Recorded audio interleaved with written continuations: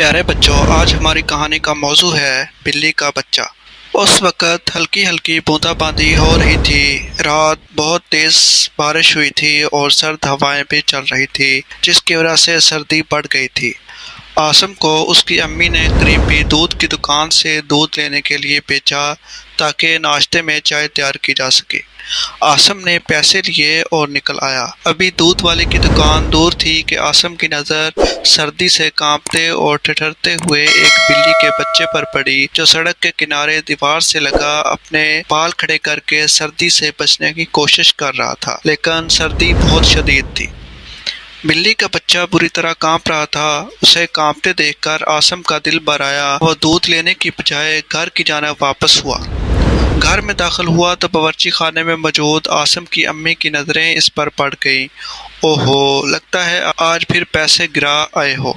आसम ने सर झुका लिया और अम्मी से कहा, अम्मी जान, बाहर सड़क के किनारे बिल्ली का एक बच्चा सर्दी से कांप रहा है। सर्दी बहुत तेज़ है और उसकी अम्मी न जाने कहाँ है।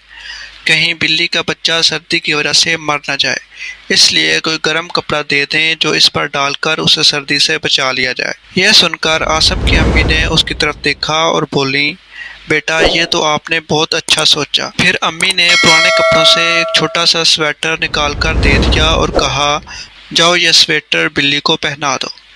आसम ने स्वेटर को देखते हुए कहा, अम्मी जान, ये तो मुझे पहनाना नहीं आएगा। उसकी अम्मी ने आसम का हाथ थामते हुए कहा, चलो मैं भी तुम्हारे साथ तुम्हारी नेकी में शामिल हो जाती हूँ और स्वेटर बिल्ली के बच्चे को मैं पहना दूंगी।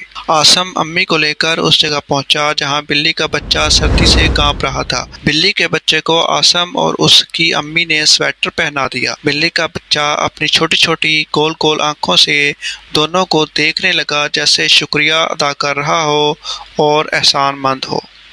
प्यारे बच्चों, अगर आप इस तरह की कहानियाँ सुनना चाहते हैं तो हमारे चैनल को सब्सक्राइब करें और साथ में दिए गए बेल को प्रेस करें ताकि हमारी नई आने वाली वीडियो आप तक पहुंच सके।